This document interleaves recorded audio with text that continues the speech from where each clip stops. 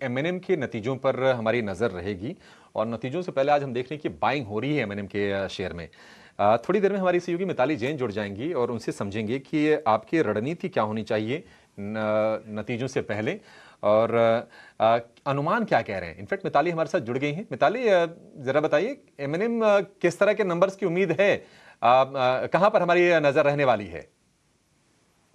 जी, Mahindra and Mahindra के results आने की उम्मीद है और यहाँ पे रिजल्ट्स जो है वो अच्छे साइड पे देखने की यहाँ पे आशाएं जताई जा रही है। सबसे पहले रेवेन्यू की बात करें तो साल दर साल यहाँ पे कंपनी 30% का जो ग्रोथ है वो डिलीवर करने के लिए रेडी है। साथ ही एबिटा की बात करें तो स्ट्रीट अनुमान लगा रहा है कि 34% के आंकड़े यहाँ पे year in year growth terms में आते हुए नजर आ सकते हैं। प्रॉफिट आफ्टर टैक्स की बात करें तो 37% का इंक्रीज जो है वो ईयर इन ईयर बेसिस पे आपको देखने को मिल सकता है।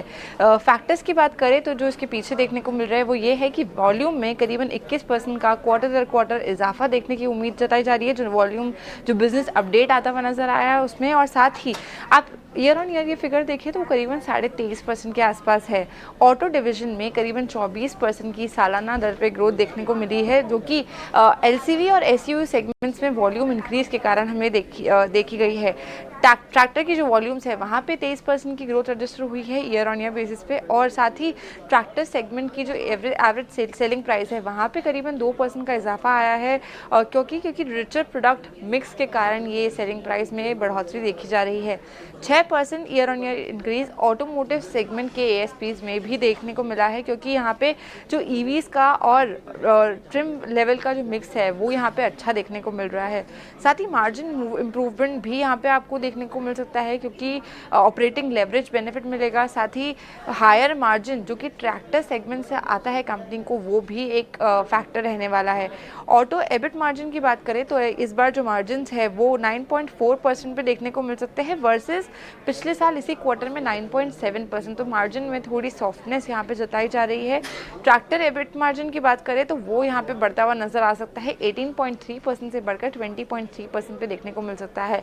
क्वार्टर 3 की जो अदर इनकम है वहाँ पे भी जो उनका आरबीएल का स्टेक था वहाँ से क्वार्टर 3 में वो फिगर आता हुआ नजर आएगा, तो अदर इनकम में भी बूस्ट देखने को मिल सकता है। तो ओवरऑल में अगर बात करूँ तो नंबर्स अच्छे साइड पे स्ट्रॉन्गर क्वार्टर के साथ देखने की उम्मीद है।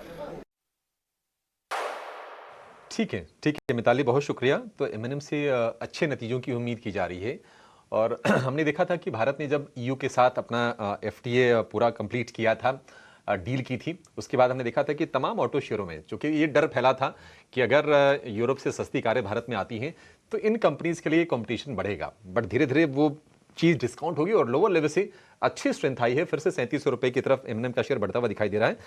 52 वीक हाई इसका 3800 रुपए के ऊपर का है और उससे बहुत ज़्यादा दूर नहीं है। लक्ष्मीकांत जी, एमएनएम में क्या नतीजों से पहले अगर किसी ने अब तक पोजीशन नहीं ली है, क्या बाइंग करने की सलाह देंगे या फिर वेट कर लिया जाए? ठीक है, अभी तक तो चार्ट स्ट्रक्चर पॉजिटिव लग रहा है। कंसोलिडेशन ब्रेकआउट हमें देखने को मिला है 3645 के ऊपर। सो ओवरऑल सेंटिमेंट अभी तक तो बुलिश नजर आ रहे हैं। स्टॉक अभी भी अपने सभी की मूविंग एवरेज के ऊपर सस्टेन कर रहा है। और मेनली अगर मैं एमएससीडी की बात करूं तो यहाँ पर ये इसके जो हिस्टोग्राम है वो पॉजिटिव टेरिटरी में ट्रेड कर रहे हैं। सो ओवरऑल सेंटिमेंट बुलिश नजर आ रहा है।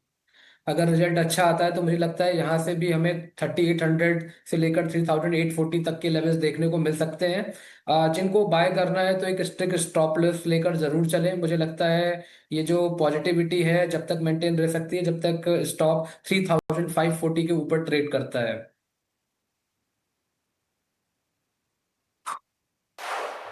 ठीक है, एमएनएम को लेकर ये व्यू हो गया, लेकिन बाजार को लेकर और शेयरों को लेकर फंडामेंटल व्यू देने के लिए हमारे साथ जुड़ गए हैं टर्टल वेल्थ के रोहन मेहता भी।